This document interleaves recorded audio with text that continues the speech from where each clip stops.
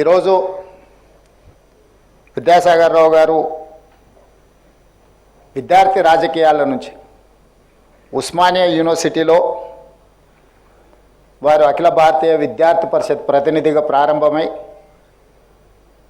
ఆ తర్వాత శాసనసభ్యుడిగా 3 సార్లు బాధ్యత నిర్వహించి ఆ తర్వాత ఉమ్మడి ఆంధ్రప్రదేశ్ భారతీయ జనతా పార్టీ అధ్యక్షుడిగా ఆ తర్వాత కేంద్ర సహాయ మంత్రిగా ఆ తర్వాత ఈ దేశంలోనే ఒకటి అత్యంత రాజకీయ చైతన్యం ఉన్న రాష్ట్రం అయితే ఇంకొక రాష్ట్రం ఈ దేశ ఆర్థిక వ్యవస్థనే శాసించగలిగిన శక్తి సామర్థ్యాలు ఉన్న రాష్ట్రం. 2 రాష్ట్రాలకు ఉమ్మడిగా గవర్నర్గా వారి బాధ్యతలు నిర్వహించినరు అంటే వారి సమర్థతను నరేంద్ర మోడీ గారు గుర్తించి వారికి మహారాష్ట్ర తమిళనాడు గవర్నర్గా అవకాశాలు ఇస్తే 2 రాష్ట్రాలను సమర్థవంతంగా గవర్నర్గా వారు బాధ్యతలు నిర్వహించి తెలంగాణ యొక్క గౌరవాన్ని వారు నిలబెట్టినరు. నిజంగా వారి అనుభవం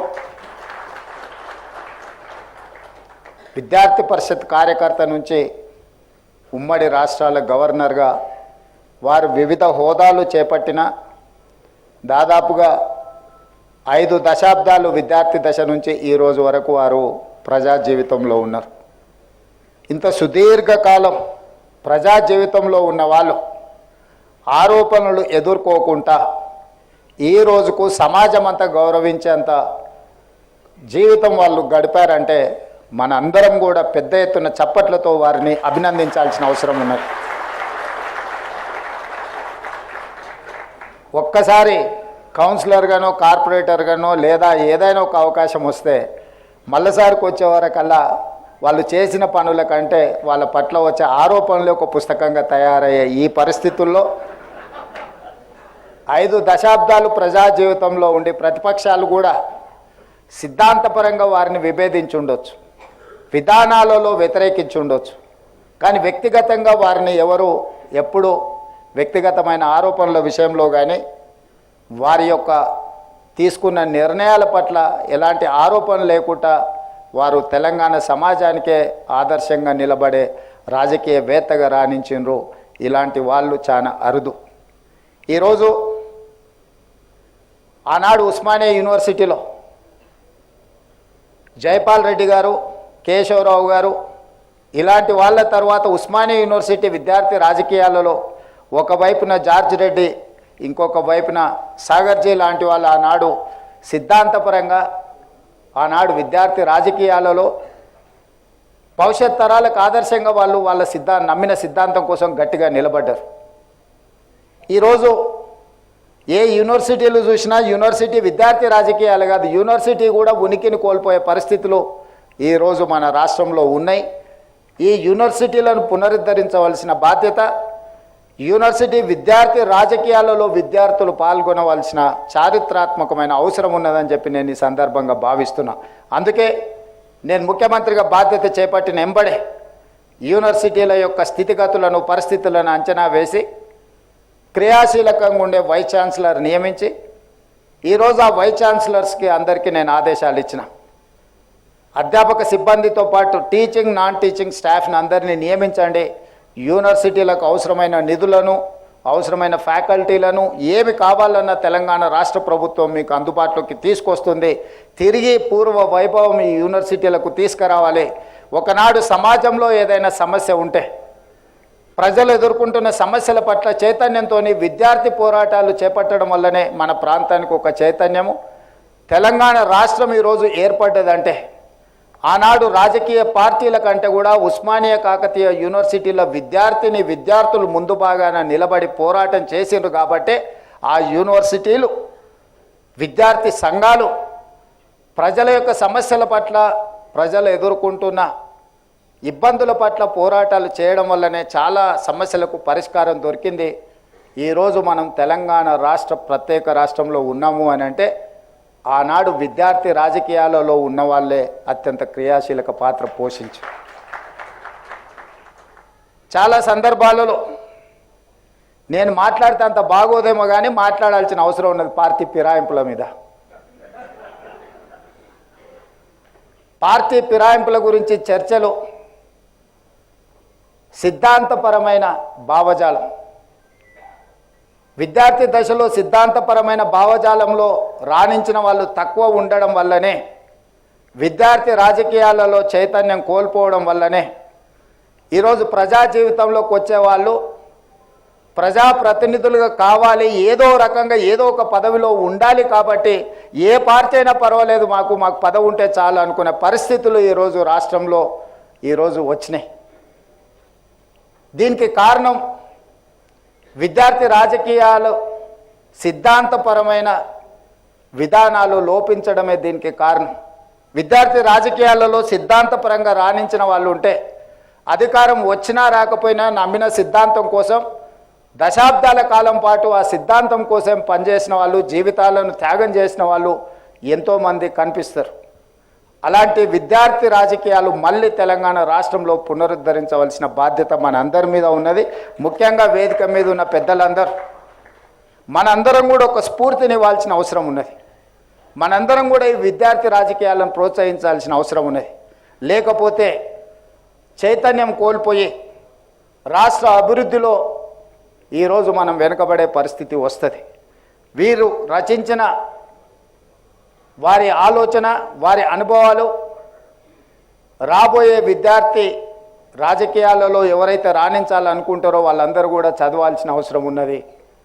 ఈరోజు తెలంగాణ రాష్ట్రంలో మొదటి తరంలో బూరుగుల రామకృష్ణారావు గారు, పివి నరసింహారావు గారు, మర్రి చెన్నారెడ్డి గారు లాంటి వాళ్ళు ఉంటే, రెండవ తరంలో జైపాల్ రెడ్డి గారు, విద్యాసాగర్ రావు గారు, దత్తాత్రేయ గారు లాంటి వాళ్ళు రాణిస్తే, మూడవ తరంలో చెప్పుకుందామన్నా కూడా గొప్పగా రాణించే పరిస్థితులు మన దగ్గర కనిపించడం లేదు. వారు అన్నట్టుగా శాసనసభలో ప్రతిపక్షము, పాలకపక్షము, ట్రెజరీ బెంచెస్, అపోజిషన్ బెంచెస్, గతంలో ట్రెజరీ బెంచెస్ వైపు నుంచి ఎప్పుడు ముఖ్యమంత్రి గారు మాట్లాడాలనుకున్న స్పీకర్ గారు మైక్ ఇచ్చేవాళ్ళు. సహజంగా ముఖ్యమంత్రి గారు కాబట్టి మైక్ ఇస్తారని ఒక భావన. కానీ ప్రధాన ప్రతిపక్ష నాయకుడికి కూడా ఎప్పుడు ఏలు చూపించిన స్పీకర్లు ప్రధాన ప్రతిపక్ష నాయకుడికి మైక్ ఇచ్చి సభానాయకుడికి ఎంత అవకాశము, సభానాయకుడు విషయాలను చెప్పడానికి ఎంత అవకాశం ఇచ్చేదో ప్రధాన ప్రతిపక్ష నాయకుడికి కూడా అంతే అవకాశం ఇచ్చి ప్రభుత్వం తీసుకుంటున్న విధానపరమైన నిర్ణయాలను, పరిపాలనపరమైన అనుమతులను ప్రతిపక్షాలు సలహాలు, సూచనలు ఇవ్వడానికి, విమర్శించడానికి, అవసరమైతే నిరసన తెలపడానికి, రాస్తా రోకోలు చేయడానికి నిర్ణయించిందే శాసనసభ. ఆ శాసనసభలో ప్రభుత్వం అంటే అధికార పార్టీలో గెలిచిన వాళ్ళే కాదు, ప్రభుత్వము అని అంటే ప్రతిపక్షము, పాలకపక్షం కలిస్తేనే ప్రభుత్వం. ఈరోజు కాంగ్రెస్ పార్టీలో గెలిచిన 65 మందే ప్రభుత్వం కాదు, 119 మంది శాసనసభ్యులు కలిస్తేనే ప్రభుత్వం. అందులో ఎవరి బాధ్యత వాళ్ళు నిర్వహించడానికి రాజ్యాంగంలో ఎవరికి వాళ్లకు వాళ్ళ పాత్రను విభజించి చూపించారు. ఈ 65 మంది విధానపరమైన నిర్ణయాలు తీసుకుంటారు మంత్రివర్గ ఆమోదంతో. అందులో లోపాలు ఉంటే ఎత్తి చూపడానికి ప్రధాన ప్రతిపక్షానికి ఉంటాయి. అదేవిధంగా విపక్షాలకు సంబంధించిన నాయకులకు కూడా ఒక ఫ్లోర్ లీడర్ ఉండడం, ఆయా పార్టీలు ఆ విధానాలలో ఉన్న లోపాలను ఎత్తి చూపడానికే మనం ఈ చట్టసభలను ఏర్పాటు చేసుకున్నాం. కాలక్రమేణా ఆ స్ఫూర్తి కోల్పోయినాం. ఒకప్పుడు ఉమ్మడి ఆంధ్రప్రదేశ్ శాసనసభలో వెంకయ్య నాయుడు గారైనా, జైపాల్ రెడ్డి గారైనా, లేదా సాగర్జీ వాళ్ళ పార్టీకి ఉన్న ప్రాతినిధ్యం చాలా తక్కువ. కానీ విషయాలను లేవనెత్తడంలో, ప్రభుత్వాలను నిలదీయడంలో కమ్యూనిస్టులు కానీ లేకపోతే భారతీయ జనతా పార్టీకి సంబంధించిన నాయకులు ఎంతో క్రియాశీలక పాత్ర పోషించేది. ఇదే కాదు, ఈరోజు సభలో నేను గతంలో చూసిన దాటికి ఈరోజు సభలో ఉన్న భిన్న పరిస్థితులను కూడా నేను ఈ సందర్భంగా ప్రస్తావించదలుచుకున్నాను. పాలకపక్షానికి, ప్రధాన ప్రతిపక్షానికి ప్రతిస్తంభన వచ్చినప్పుడు, అంశాల విషయంలో విభేదాలు వచ్చినప్పుడు, సభ పదే పదే వాయిదా పడ్డప్పుడు, ఇలాంటి పక్షాలు, అది కమ్యూనిస్టులు కావచ్చు, భారతీయ జనతా పార్టీ సంబంధించిన నాయకులు కావచ్చు, ఆనాడు సాగర్జీ లాంటి వాళ్ళు లేచి రెండు పక్షాల మధ్యలో ఒక సమన్వయం చేసి సభ వాయిదా పడితే స్పీకర్ గారి రూమ్లో పాలకపక్షాన్ని, ప్రతిపక్షాన్ని, శాసనసభ వ్యవహారాల మంత్రులతో, అవసరమైతే ముఖ్యమంత్రులతో కూడా మాట్లాడి ఆ ప్రతిస్తంభనను తొలగించి మళ్ళీ చర్చలు కొనసాగించే విధంగా సభను ముందుకు తీసుకెళ్ళడానికి ఆ రోజు సమన్వయం చేసేది, ఆ రోజు అలాంటి సూచనలు సలహాలను ప్రభుత్వాలు పాటించేది. ఈరోజు మా పార్టీ మా ప్రభుత్వం సిద్ధంగా ఉంది. అందుకే నేను వచ్చిన దాదాపుగా ఈ 13 నెలల్లో ఏ ఒక్క రోజు కూడా ప్రతిపక్షానికి సంబంధించిన శాసనసభ్యులను సభల నుంచి మేము బహిష్కరించలేదు. స్పీకర్ గారు కానీ ప్రభుత్వం ప్రతిపాదించలేదు. స్పీకర్ గారు ప్రతిపక్షాలను సభలో నుంచి బయటికి నెట్టివేయలేదు. ఎందుకు అంటే చర్చ జరగాలన్న ఆలోచనతోనే, వాళ్ళ అభిప్రాయాన్ని చెప్పనిద్దాం మనం అన్న ఆలోచనతోటే సభలో నుంచి 13 నెలల ఏ ఒక్క ప్రతిపక్ష సభ్యుని కూడా మేము సభలో నుంచి బహిష్కరించలేదు. ఈ విధానాన్ని ఇంకా ఇంప్రూవ్ చేసుకోవాల్సిన అవసరం ఉన్నది. అదేవిధంగా గోదావరి జలాలకు సంబంధించి చాలా సందర్భాలలో తెలంగాణ ఉద్యమంలో ఇది చాలా క్రియాశీలక పాత్ర పోషించింది. కానీ మొట్టమొదటిసారి ఎడారిగా మారిన తెలంగాణ ప్రాంతం, ముఖ్యంగా ఉత్తర తెలంగాణ ప్రాంతం సస్యశ్యామలం కావాలి అంటే గోదావరి జలాలు ప్రవహించినప్పుడే పాడి పంటలు పండుతాయి, ఈ ప్రాంతం పచ్చగా ఉంటుందని ఇచ్చంపల్లి ప్రాజెక్టు కానీ గోదావరి జలాలను తీసుకొచ్చి ఉత్తర తెలంగాణకు, తెలంగాణ ప్రాంతాన్ని అభివృద్ధి చేయాలని మొట్టమొదటిసారి గోదావరి జలాల మీద సాగర్జీని ఈ కార్యక్రమాన్ని తీసుకొని పాదయాత్రలు చేయడం జరిగింది. ఆ తర్వాత పెద్దలు దేవేందర్ గౌడ్ గారు గోదావరి జలాలను, గోదావరి ప్రాజెక్టులను నిర్మించాలని వారు పాదయాత్ర చేయడం జరిగింది. ఆ తర్వాతనే Congress party doctor YS Rajasekhara Reddy గారు ప్రాణహిత చేవెళ్ళ ప్రాజెక్టును ప్రారంభించి ఈరోజు కొనసాగుతున్న ఈ గోదావరి జలాల మీద నిర్మిస్తున్న ప్రాజెక్టుల గురించి మీకు అందరికీ తెలుసు, నేను వాటి లోతుల్లోకి వెళ్ళదలుచుకోలేదు. కానీ ఆ రోజు సాగర్జీ మొదలుపెట్టిన గోదావరి జలాల వినియోగం ఆలోచన ఈరోజు సంపూర్ణంగా పూర్తి కాలేదు, అది మధ్యలోనే ఉన్నది. ఈ ప్రాజెక్టును తిరిగి ముందుకు తీసుకువెళ్ళాలంటే సాగర్జీ సహకారం సంపూర్ణంగా అవసరం ఉన్నది.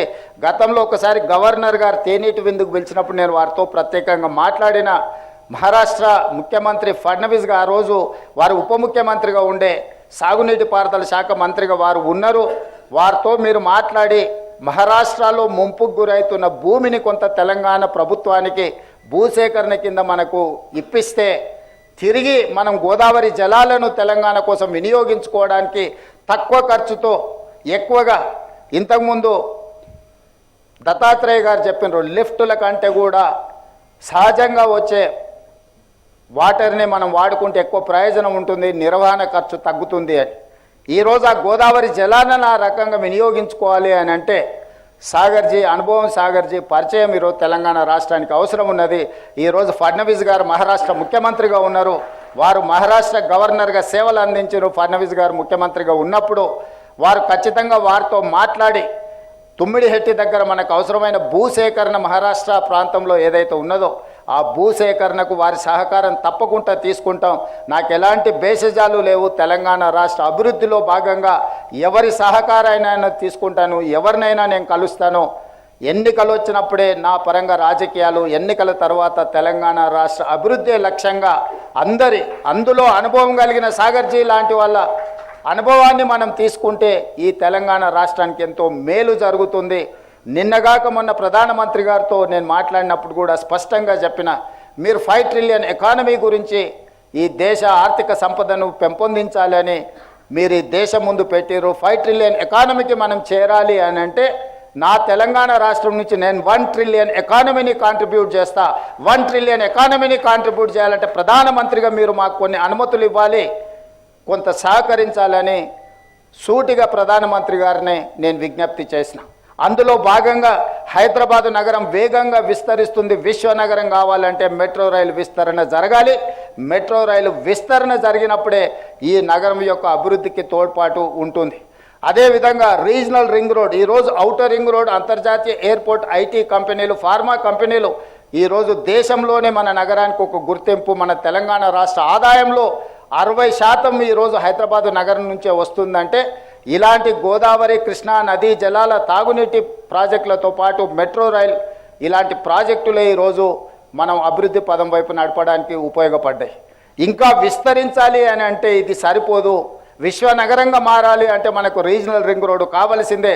రీజనల్ రింగ్ రోడే కాదు, రీజనల్ రింగ్ రైల్ గురించి కూడా నేను ప్రధానమంత్రి గారి దృష్టికి తీసుకెళ్ళిన. ఏ విధంగా అయితే ఔటర్ రింగ్ రోడ్ ఈరోజు రోడ్డు రవాణా వ్యవస్థ ఉందో, రీజనల్ రింగ్ రోడ్ 370 కిలోమీటర్లు, దాదాపుగా ఈ 370 కిలోమీటర్లకు రీజనల్ రింగ్ రైల్ కూడా ప్రధానమంత్రి గారిని అడగడమే కాకుండా మాది ల్యాండ్ లాక్ స్టేట్, మాకు సముద్రం లేదు కాబట్టి మా అభివృద్ధిలో కొంత ఆటోమొబైల్ ఇండస్ట్రీ కానీ మిగతా పరిశ్రమలు రావడానికి ఇబ్బందికరంగా ఉంది. అందుకే మాకు పోర్టులు లేవు కాబట్టి మీరు డ్రై పోర్ట్ పర్మిషన్ ఇవ్వండి. ఆ డ్రై పోర్ట్ నుంచి మనకు బందర్ పోర్ట్కి డెడికేటెడ్ గ్రీన్ఫీల్డ్ హైవేతో పాటు ఒక రైల్వే లైన్ మాకు ఇవ్వండి. దాంతో మాకు పరిశ్రమలు పెరుగుతాయి. మేము ఈరోజు ఆటోమొబైల్ ఇండస్ట్రీని తెలంగాణ ప్రాంతానికి తీసుకురావాలనుకుంటున్నాం. దానికి కూడా మీరు సహకరించాలి అని చెప్పి నరేంద్ర మోడీ గారిని అడగడం జరిగింది. ఇదే కాదు, సుదీర్ఘకాలంగా పెండింగ్ ఉన్న కాజీపేట రైల్వే కోచ్ ఫ్యాక్టరీ కూడా నరేంద్ర మోడీ గారు మనకు మంజూరు చేసినారు. ఆ పనులను కూడా వేగవంతం చేయమని చెప్పి నరేంద్ర మోడీ గారికి నేను విజ్ఞప్తి చేసిన. ఈరోజు ఈ నగరం విశ్వ నగరంగా పెరగాలి. పదే పదే చాలా సందర్భాల్లో చర్చలు వచ్చినప్పుడల్లా ఆంధ్రప్రదేశ్తో పోటీ పడదాం, మనకంటే అమరావతి ముందుకెళ్తుంది. మనం అమరావతితోనే ఆంధ్రప్రదేశ్తోనే పోటీ పడేది, ప్రపంచంతోనే పోటీ పడదాము.